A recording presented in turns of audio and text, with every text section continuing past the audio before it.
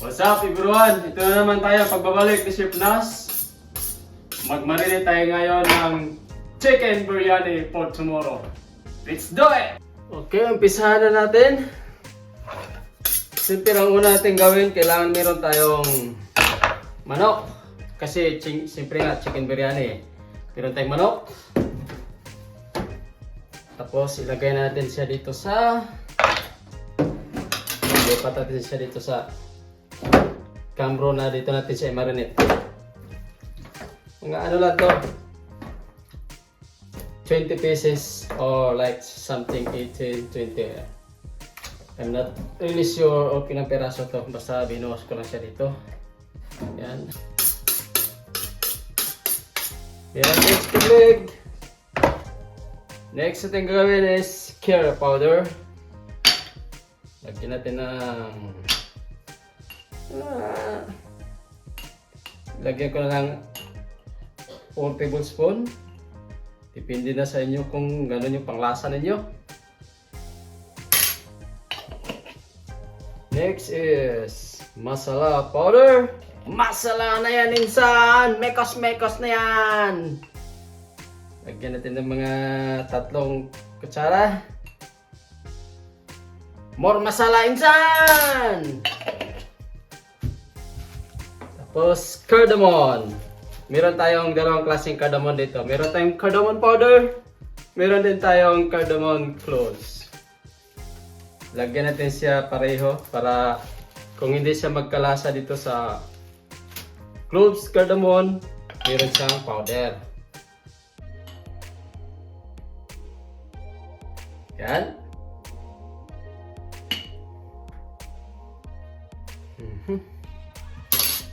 Right. Tsaka lagyan natin ng turmeric. Turmeric powder. Oh, hindi pa ito nakabukas. Bagong-bago to insan. Turmeric sa mga ano lang. 1 teaspoon. Ganyan lang.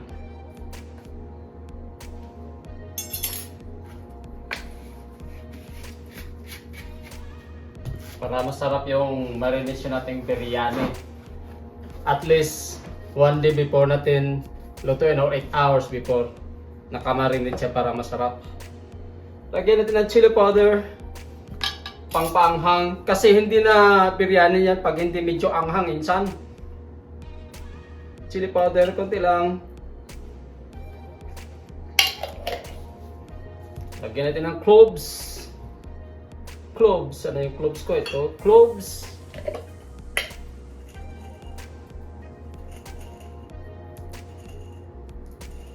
Alright.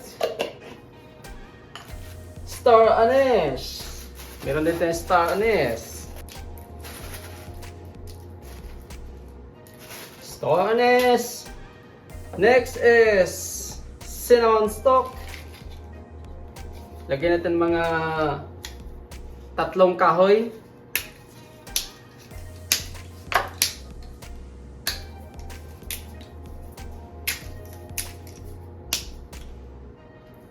Cinnamon stock, cumin. Next, cumin. Cumin mga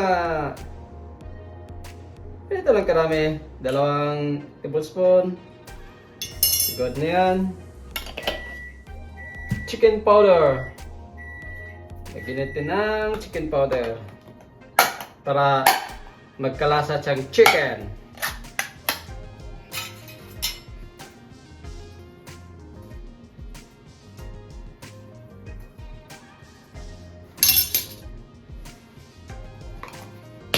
Next, lagyan natin ng yogurt. Ito yung yogurt, insan yogurt. Masarap pang biryani may lagyan natin ng yogurt. Ouch! Siguro ito mga ano to, like 650 grams. So, ubusin na natin yan insan. Yogurt.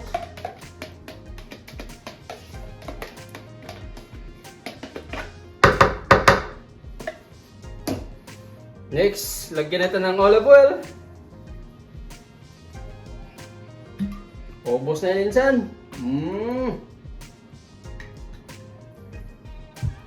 Next is garlic paste. Pero pag wala kayong garlic paste, pwede naman nyo na lagyan ng kahit na fresh garlic. Yan.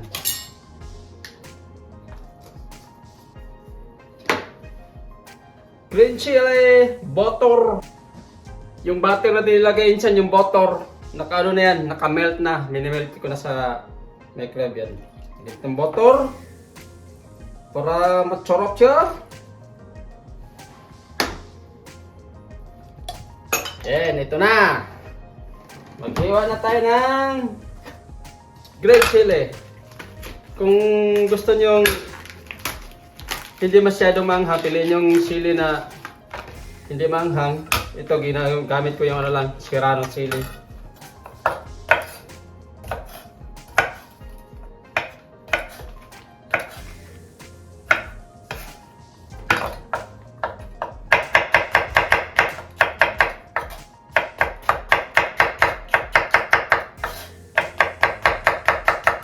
Yan, tok tok tok tok tok minsan.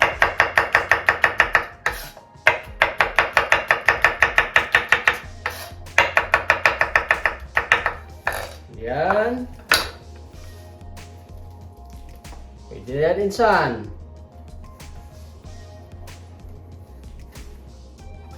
Tapos lagyan natin siyang mint leaves. Isang tali na.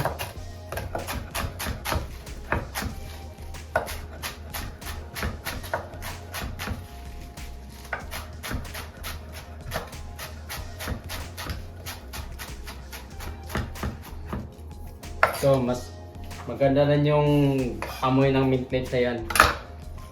Lagyan natin siya ng cilantro.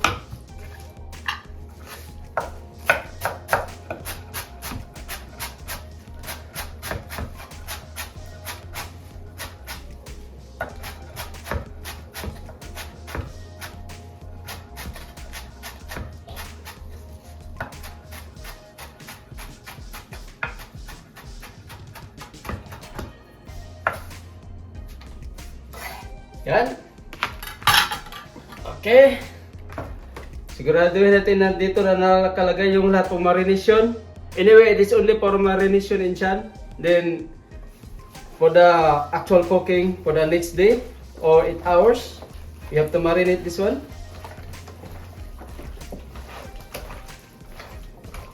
Ganito lang yan, insan. Mekos na yan! Kaso nga lang, insan, naka-gloves ako kaya hindi siyang masyadong authentic na mekos. Mekos na yan. Tornado!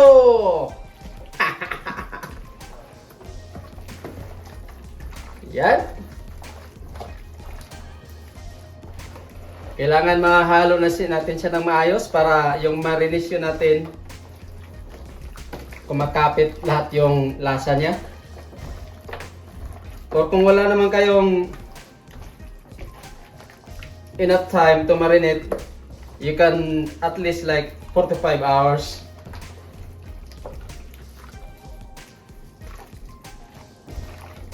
Tsaka yung marination natin, kung gusto nyong siguraduhin na malasa talaga siya, pwede natin siya tikman. Huwag mo lang lunukin. Kasi hilaw yung manok eh. Tikim lang. Yan. I think ready na yung marination natin. Takpan natin siya. Then, ready for cook na po after 8 hours for marination. Okay? Okay, ito na yung marination natin for biryani tomorrow mga insan. At least 8 hours marination or 1 night. Ilagay natin siya sa fridge para kumakapit yung ano niya, yung lasa. Then tomorrow, let's start cooking biryani chicken. Mikos inside! Mikos! Thanks for watching. Bye for now. See you tomorrow. Bye-bye.